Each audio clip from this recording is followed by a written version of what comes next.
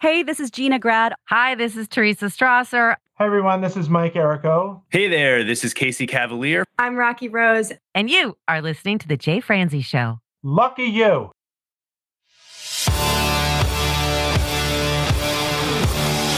Welcome to The Jay Franze Show. A behind-the-curtain look at the entertainment industry with insights you can't pay for and stories you've never heard. Now, here's your host, Jay Franze.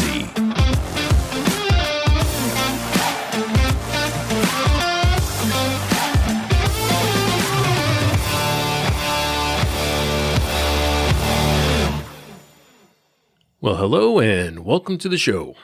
I am Jay Franze, and if you're new here, this is where we take a deep dive into the entertainment industry to provide you with valuable insights and entertaining stories. This week, we get to talk with an award-winning studio designer. We get to talk with Carl Tatz. We'll talk to him about how he got his start in Nashville, how he ended up selling his studio to Sheryl Crow, and we'll take a deep dive into his design process. Now, I met Carl years ago while I was working for Bob Bullock. Bob is a producer and an engineer in Nashville, and he had Carl design and tune his room. He actually suggested that I do the same. So when I bought my first house in Nashville, I asked Carl if he would come over and design and tune my room. And I can tell you, if you're an engineer looking for a mixed room, or if you're just an audiophile looking to have your home theater tweaked, this is the episode for you. So if you'd like to join in, comment, or fire off any questions, please head over to jayfranze.com. Now let's get started. Carl, sir, how are you? I'm great, Jay. Glad to be here. It is so good to have you, sir. I know you came to Nashville with a desire to be a singer-songwriter. So can you tell me how that has led into your work as a studio designer? Yeah, it's funny. I'm actually performing again. I'm starting to do what I came to Nashville for originally. I've been performing at some clubs, Bluebird and some other clubs. Favorite one of mine over in East Nashville called the Bowery Vault, putting together a show in September for that. But I came to Nashville on the invitation of another singer-songwriter, Jack Ruth, who had married into the Cash family. He had married Carlene Carter, and so I just came down and moved from Colorado. I lived in Colorado for 5 years, and we had played together in Colorado. I had a Revox tape recorder. We'd just do sound on sound recordings. I played bass, and anyway, he invited me down, got a hold of me, and that's how I got to Tennessee. And so I lived with them for a while, and used to go over to the Cash family and have dinner with them, John and June and Carlene, and the whole family there. What was that like? It was pretty trippy, being a Yankee. June would say, "Carl, y'all want some okra?" I didn't even know what okra was. I found out later the answer was no. But it was amazing because we'd have these guitar pulls. We'd just go over there and we'd just pass the guitar around. John and Jack and Don Potter, who used to play with Chuck Mangione. He was there, and Michael Bacon. And so it was a trip. We each play a song. And then I remember they had a dinner party out on the tennis courts. I mean, it was quite an experience. So anyway, I only lived there up in Hendersonville for, less than a year, I think. And then moved down to Nashville and started waiting tables. And that's where I met a lot of people in the music industry. It was like the top restaurant in town at the time, of which I finally became the maitre d'. And I was there for 9 years. So I made a lot of connections there. What was that restaurant? Wasn't it a 4-star restaurant in Nashville? Yeah, it was the first 4-star restaurant in Nashville. Julian's, yeah. It's not there anymore. He just closed it down years ago. But I left there, and then I started a studio in my guest house in Belmead, Hotsy section of town, and got busy enough that I had to move out of there, and I found a house near Centennial Park and called up actually an acquaintance from the restaurant, Larry Lee, who was the drummer for the Ozark Mountain Daredevils. He brought his piano in, so we were partners there for a while. Then it didn't make sense for him to stay there, and so he wasn't using the studio that much, so it became mine. And I was there 18 years. Gradually went from a B16, which is a Fostex half-inch machine, through 24-track analog, through 32-track digital, then finally 48-track Sony, which all became boat anchors at the time. And then I got one client in there who used to book it all the time, and we had everybody in there, from Dolly Parton to Hugh Padgham and tons of people. But I just wasn't happy because I just became the guy who filled the refrigerator. I just had one guy in there all the time, which was great. But finally I sold it. And I sold it to Sheryl Crow, which was great. Greatest day of my life, actually.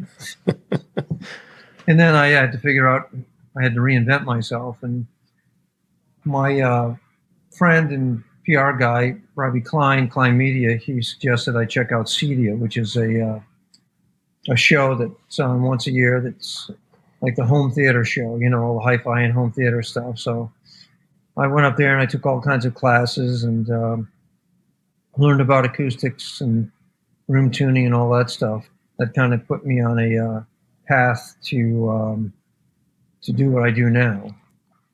So that was after your studio? It was after the studio, yeah. I did a screening room out in Malibu, and I did a mix room for the same client in Nashville. Kind of, supported me, and I kind of got going that way. And then, I don't know, word of mouth, people started hiring me to design studios. So I took, some of what I learned from Floyd Toole, who's like the guru of small room acoustics, and just progressed from there and just came up with what we call the PhantomFocus system, which is a monitor tuning protocol that uses subwoofers and processors and stands and that kind of stuff. So that's fairly new to you, right? That you're utilizing your own monitors? About 3 years now. So did you partner with anybody for that? No, not for that. Like, we've got several products, but it's all OEM'd. It's all, that's Argosy makes that for us. Subwoofers are made by another company. Sound anchors, we have a version of the sound anchor stands. And we have the PhantomFocus E-chair, which are the chairs we use. We've sold a lot of those, hundreds. But the speakers are made from the ground up here in Nashville. Originally, they were made in California, but I just didn't have any control. There was a company called James Loudspeaker who made them for me, and they were great. They got me going. But I needed more control, quality control, that kind of thing. So the cabinets, matter of fact, I just ordered, we're going to do another Dolby Atmos room, so I just ordered 13 more cabinets for that room. So the CNC factory builds the cabinet, and then I have a painter out in the country who paints cars, but he paints these speakers for me. The hardest thing is the painting, believe it or not, is to get that right. We finally got it down. Really? And then my assistant Adam, now he does the implementation. He loads all the drivers in and does the wiring and all that stuff. So I know why you want to do it, and I know you're very particular on every piece of this puzzle that goes into this. But how do you even approach that? How do you even come up with the ability to put your own speaker system together? Well, it just seemed like a no-brainer that since so many PhantomFocus systems are out there with other people's speakers, it just seemed like something I wanted to do. I mean, if I had to do it today, I don't know if I would do it because I didn't realize how much work it was going to be. It took a lot to get them to where they are. But I had a model of another speaker, the cabinet, as far as the volume, the shape. So that made it easy. And I just found better drivers and better tweeters. And then trial and error. I mean, they've evolved. They're always going to be evolving. But, we just came out with a version 2, a Mark 2 of these. There's another one in Olympia that's being built right now.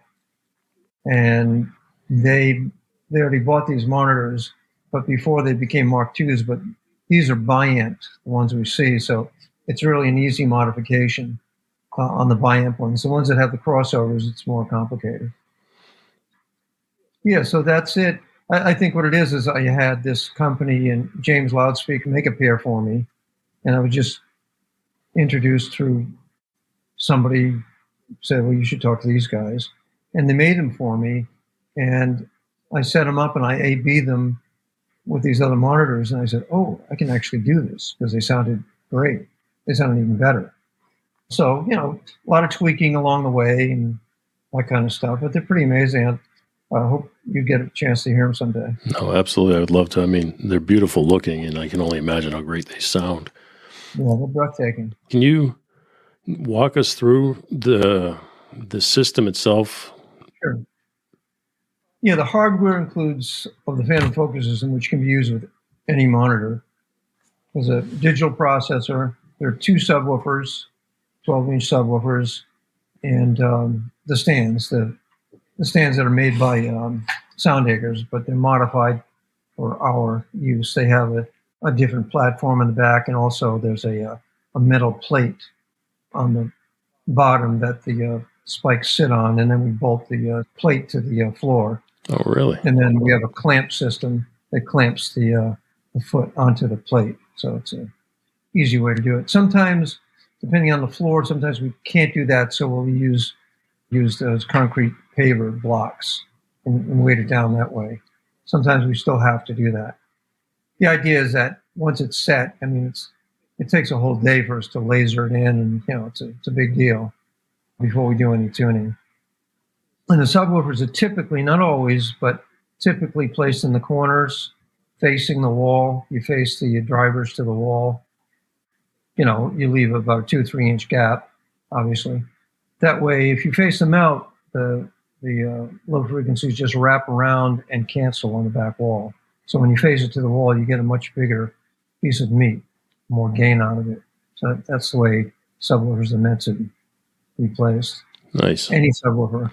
So it's a day, we laser it in. They're like this perfect alignment. If it's a near field system, it's 67.5 inches. We never change that.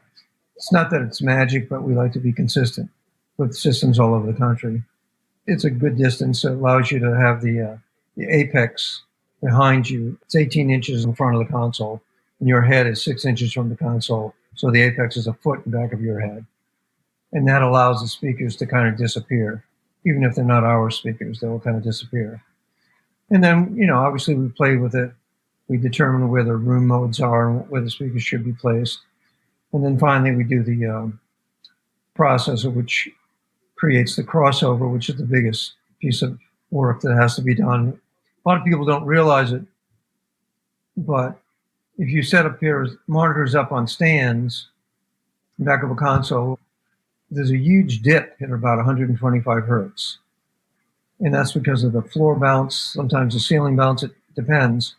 And you can't EQ that. It's just too big a dip. It could be 10, 15 dB. And then it'll come up again someplace depending on how low the speaker goes.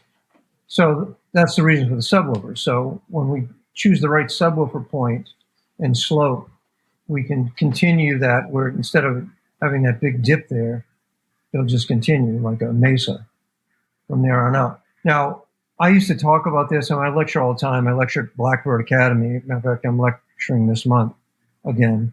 I lecture for every class. But I used to think that I was the only one who talked about that dip. Nobody ever talked about it because speaker manufacturers didn't want to talk about it. And then I found out that this guy, Roy Allison, who was one of the fathers of hi-fi in Cambridge, Massachusetts, he worked for AR and Scott and all those companies there. He came up with this determination about this bounce, and it's called the Allison effect, after Roy Allison. So I thought it was the Tatz effect, but it's the Allison effect. But at least I have something to verify it now. So that's a big deal. And it doesn't matter what room it is. It doesn't matter what speakers it is. They're all going to do that. And that's why everybody has a hard time with the low end. It's no mystery, except most people don't know it unless they hear it from me. Let me ask you about that before we move on. 2 things. The shape of the room and the equipment that you're using. Do you have a preference on shape? Yeah, rectangle. You do prefer rectangle. Yeah, you can calculate it. I think there are some sophisticated calculators, but I don't know if they're worth their salt. And I would never want to fool with them. But if it's not a rectangle, then you really want it to be symmetrical. You want the left speaker to see the same thing the right speaker is going to do, ideally. Now, I've been in a situation where you can't do that, but I also have an extremely powerful processor that can shape that. But the thing is, once you get the low end, typical crossover point is at about 125 hertz. I mean, it can vary one way or the other, but once you have that low end, it makes things a lot easier. So then you're just dealing from 125 up. So the room isn't affecting the monitors as much. So as long as you have a processor like that, you can do amazing stuff. I mean, there's things like Trinoff and some of those other less expensive ones. They're better than nothing, but they can never do what we do manually. It's not like mixing a record. You could have AI mix it, but it's not going to be what we do. I know when you did my room, it was an analog EQ. Are you using digital EQs now? Oh, yeah. Those days are over. They're just so much more powerful and sound better. They're clean, do it at 96K resolution. So it's pretty remarkable what you can do. So this is going to help with a number of things, but the stereo separation that you're able to create with this it's amazing. The imaging. Yeah. I mean, I've had students and people just call me up and they've taken the time to do that and they just can't believe what a difference. It seems so dumb. I think some people say, well, yeah, that's about what I do. But unless you actually do it for real, that's when it clicks. I can't recommend that highly enough. Well, can you tell us about some of the rooms that you've set up? Sure. I mean, we've done them all over the country.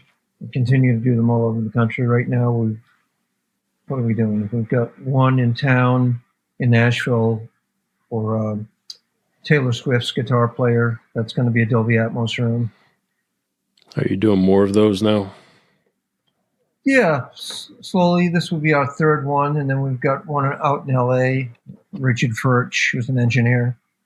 We're building one for him. He already has a PhantomFocus system in his lease space, but will be quite a jump forward. And then we've got one out in Leaper's Fork outside of Nashville, full tracking room. I call them PhantomFocus Studios because it's not just a mix room, it's a mix room and a studio. It's a mix room studio.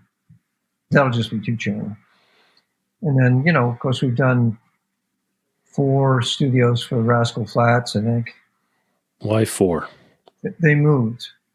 So it's actually more than that. It's more like 6 because one of them had like a B room. Now, are these in homes? They're all in homes, yeah. We've done some, like MTSU has 9 PhantomFocus systems, and we've designed 2 rooms out there. So we do some schools, but it's mostly private studios. It's pretty impressive that a school is willing to go through this kind of effort to put a room together for students. Yeah, I mean, they got the best there is. Yeah, I mean, MTSU is not a small school to begin with, but the fact that they're willing to invest this technology into their program is great. Yeah. Most recently, we built 2 identical studios. We weren't part of the studio design, but we did put in these monitors, our monitors in both of them. So they're pretty stunning. It's fun to run into students who rave about it. What's actually fun is I mentioned I lectured at Blackbird. What I do there is the day before I lecture at the school, Mark Rubel, their instructor, takes them out to one of my rooms and lets them hear the PhantomFocus system. And then the next day I explain to them why it sounded the way I did. That's great. So, I mean, like with the null positioning ensemble and the mode calculator, you can get pretty far. You're not going to get what the PhantomFocus system does because you're not going to be able to tune it, Right. And that's a huge thing.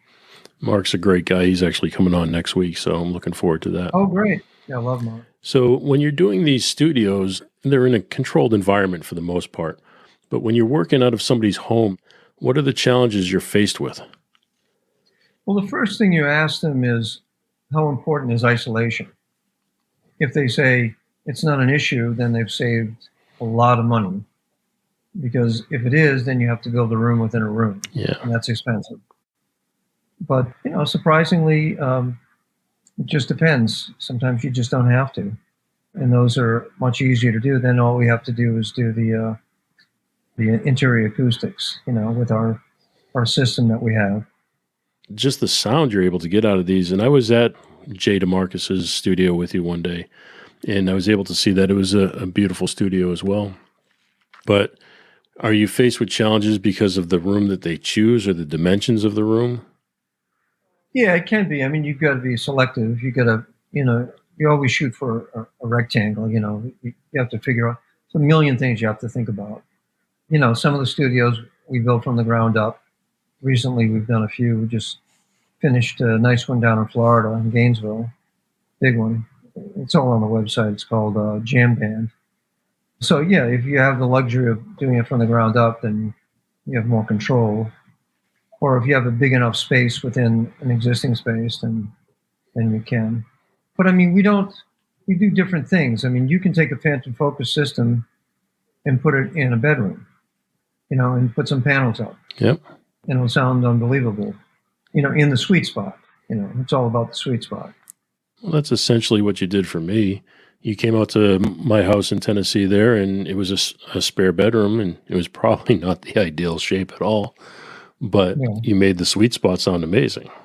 Yeah, that's the trick, So we still do a lot of that. It's hard in our marketing.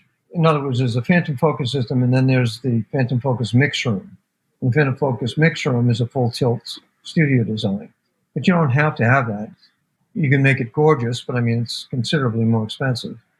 I mean, vastly more expensive. If you just treat the room acoustically, and just amazing what you can do in a small room. I mean, I've done them in 9 foot long and 7 foot wide rooms. This was actually one of Jay DeMarcus's first studio. What saved him is he had an opening in the back, But again, you're still talking about one position. Even in a full studio, there's really only one true listening position. As soon as you move your head one way or the other, this way or that way, the frequency response changes. Do you have a particular studio that stands out in your mind as being the most challenging? Probably that one that you were at, Jay DeMarcus's, the Grip. Yeah. Which he sold to another guy who kept the studio, which is great. Only in Nashville. Yeah, right. Well, I mean, a lot of them have gone down. I mean, we did a gorgeous one that's on the web. A lot of these studios only exist on the website. Not a lot of them, but some of them. Did one for Mark Trumbo, the baseball player. Gorgeous room. And somebody bought it, didn't want the studio, and we came in and nuked it. And it worked out well on my end because I was able to take the control room acoustic treatment and put it into my assistant Adam's room. So he has his own PhantomFocus mixer. It's called Astor Sound. That's on the website. Nice. So yeah, he made out like a bandit, that's for sure. Bonus. Yeah, he has PhantomFocus monitors, so he's in great shape. But he's a great asset to what we do. He goes on his own now. Oh, really? Yeah. Under your company or on his own entirely? Well, in my company, yeah, of course, yeah. Yeah. But in other words, he'll go out and do a PhantomFocus system without me there. Yeah. So he'll be going out to Olympia, Washington, and actually he's going to tweak Dolby Atmos system we have there. He's going to install the PhantomFocus system in a new room there. He's going to tweak an existing 2-channel room there. Oh, he's going to tweak 2 other rooms. We've got 4 rooms there, 4 or 5 rooms there. As you're talking about him going out on his own and the work that you're doing, how much does the human element play into your systems? We've kind of got that down. We've been doing it so long, so it's very specific. We have a template we use for the frequency response. We still have to, find the crossover point and all that stuff. But once that's done, usually after the first tuning, we're like, it's there. I'd say at least 95% of the time. Where in the early days, we'd go in, well, maybe it needs a little more of this or a little less of that, So it was kind of like reinventing the wheel every time we did one. But we've been doing this a long time now, so we pretty much have it down. But, what Adam doesn't have is my experience. But I've been able to, he's worked with me for years now. It's over 3 years now. So I've taught him whatever I can. And then when he's on site, and if I'm not there, I show up. Like we just finished one in Aspen, Colorado, and I went out for that because I designed it. It was a Carl Tatz mix room, So I'm kind of obligated to show up for that. But I didn't have to. It was good that I did. It was a 5.1 room. But, if he gets there, if there's any kind of issues, we can just get on, laptop, and I can see, we use Smart to tune. I can just get on the Smart screen, and I could even manipulate it myself. But I can just see what he's got or what he's up against, and, I'll comment. But he's pretty well got it down, if he's concerned about something, he can ask me, and I can tell him the answer, We just, I think most recently, no, not most recently, but we have a legacy PhantomFocus user in Denton, Texas, called the Panhandle House. They've had a PhantomFocus system for, I don't know, at least 10 years. So they just built a B room that I helped them design, just gave them a little assistance. Once they agreed, they bought 2 PhantomFocus monitor systems. So we replaced the monitors in A and then put in a whole new system in the B room. He did that himself. When you're doing rooms like that, and some of the bigger studios, the commercial studios, have racks of gear and have other things that are going to be obstacles to you. Are you looking to make the racks symmetrical? Do you move the racks out of the way when you set up your system? I need to know where the racks are going to be, or I'll suggest you need to do this. You don't want something too high. It has to be thought out. One of the big things is the monitor, the video monitor. So many people want to put them in between the speakers, and you see photos of that all the time. But it makes a big difference in the imaging. So you can see, like in this picture behind me, that's a TV, and that's when we just get a 65-inch TV or whatever, and put it on the wall well behind the monitors. It's also important that you tilt it forward like about 4 degrees. Is that for reflection? Yeah, if it's flat, you'll hear it. Really? Yeah. I'm just looking up because mine's up there as well. It's not tilted at the moment, but I guess that would make sense. Yeah. But that's a bugaboo. But so many people are used to having just an Apple monitor or something in between the speakers, and I have to give them a lecture on why that's not a good idea. But I can't tell them how to work. Some people, like some of the studios, they'll have to have it where they have it low. They'll put it as low as they can and angle as low as they can, so it's well below the speakers. Yeah, that would make sense too. Yeah, it would be better if they weren't there. And I can demonstrate, I've done this, get behind the console, let them listen, then take the video monitors down and let them listen. And it's like quite a difference. No, that makes perfect sense. I used to have one computer monitor in front of me. Now I have 2, but what I've done to combat it is I put them on arms and I dip them down behind the desk when I mix. Yeah. And I do have a TV monitor up on the wall that I can look at if I need the visuals. Yeah. You do what you have to do, There's nothing wrong with having it on the side. If some people like having the monitor on the side, and some people can't stand it. Most people don't like it. Yeah. But some people, that's the way they work. I don't mind tracking when it's on the side, but I don't like mixing when it's on the side. Yeah, that would make sense. So which studio so far has been your most successful? They're all successful, Well, for you personally, when you put a room in, they're successful when your client's happy, right. But have any of them won awards? Oh, yeah. We've been nominated 7 times for a Tech Award. We won one of those times, and one of those times was for the PhantomFocus each year in the technical department. We didn't win for that, but we were nominated. Really? If you're nominated by your peers, not by the public. What makes that chair special?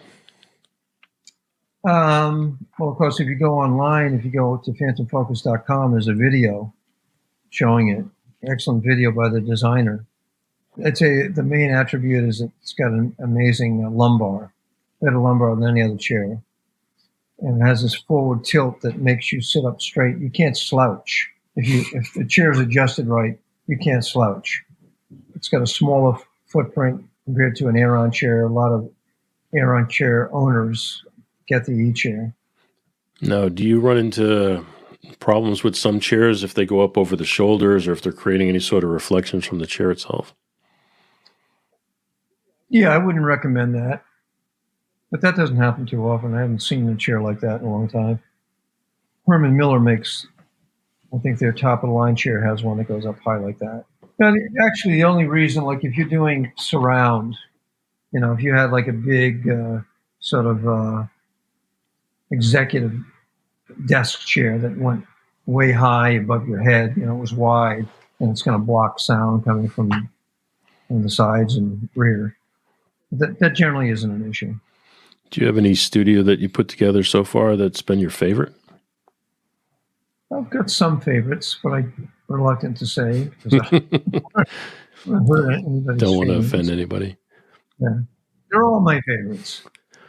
What would it be that would make a room a favorite to you? Well, honestly, I mean, they all sound very similar because of the PhantomFocus system. But, the aesthetic, the older ones were more like reinvent the wheel kind of studios where we'd stretch fabric, and in the newer ones, we have this modular thing. We use these modules that's faster and better. Are you using mirrors now just to make the rooms look bigger? Yeah, mirrors is definitely a signature thing.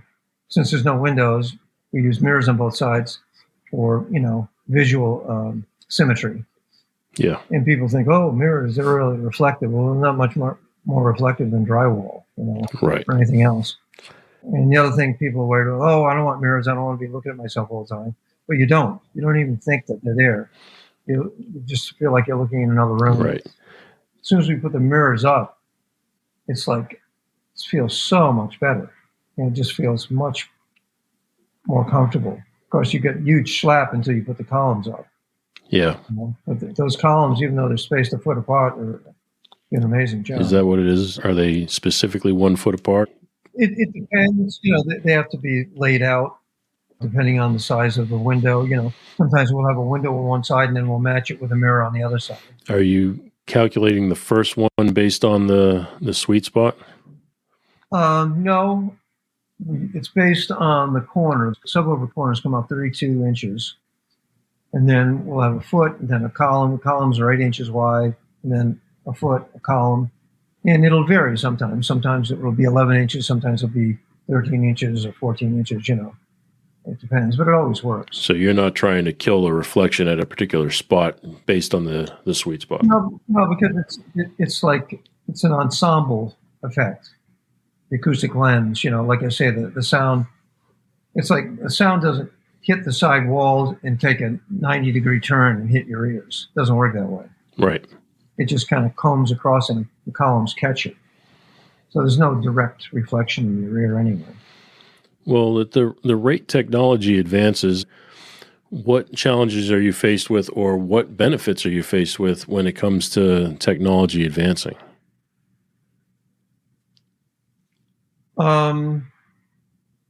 Well, I've always got my eye. I'm always trying on something new to see if there's some way we can improve what we're doing.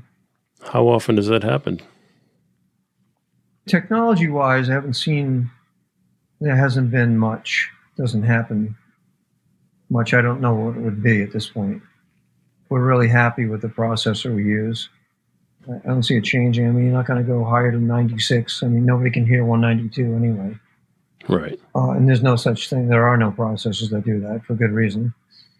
But I would say we improve with the implementation. I'm always simplifying things and try and find better and simpler and faster ways to do things. And I'm always playing with our template. We're refining along those lines. We might change it a little bit. So we're always experimenting with stuff. I'd say every 18 months we might come up with some little trick. Like with our monitors, we found out that there's 3 models. There's the UHDs, and they're biamped. And then there's the HDs, which have a passive crossover inside. So we've changed the crossover on those recently. We made them higher. And then we changed the porting. We actually closed the porting. Even though you see the ports, they're actually closed in the back. Really? What was the purpose for that? Well, because since we're crossing it over at 125, it served no purpose as far as extending the low end. We don't care about the low end on the speakers because it's all being taken care of with the subwoofers. Go down to 20 hertz.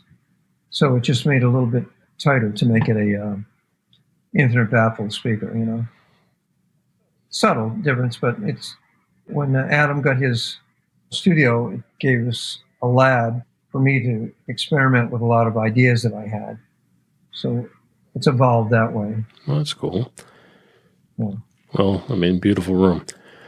All right, sir. Well, we do this thing here we call Unsung Heroes, where we take a minute to look back on somebody who's doesn't typically get the light shined on them that may have helped you behind the scenes, whether it be an assistant, whether it be somebody in your family. Is there anybody you'd like to shine a little light on? I think Jay Franze probably put me on the map with my career. That would make sense. But he's a good guy nonetheless. Yeah, that's all right. I'd say the mentor I had would be Floyd Toole. He was with JBL for years. A lot of the stuff I do, I learned from him. And I was lucky enough, he came to lecture at MTSU maybe 10 years ago or something.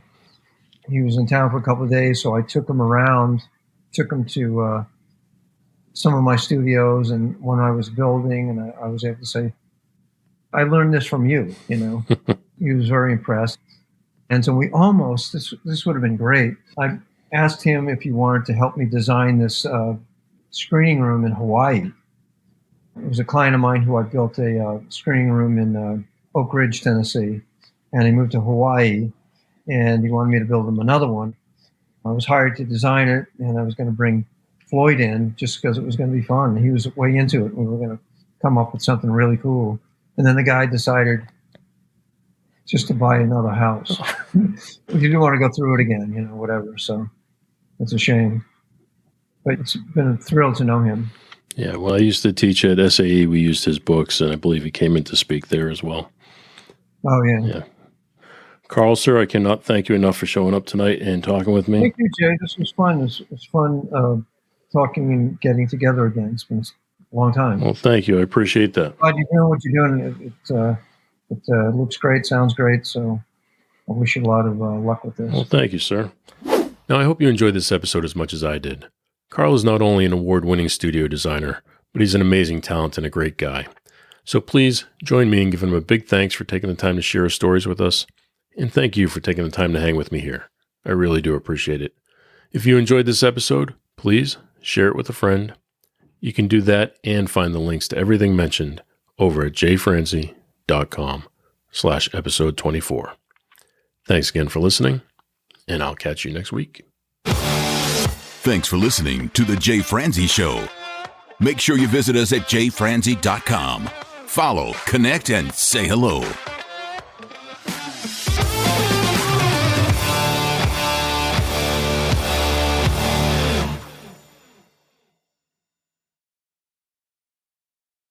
This episode has been brought to you by VR Knives, your source for 100% custom knives made by a true rock star.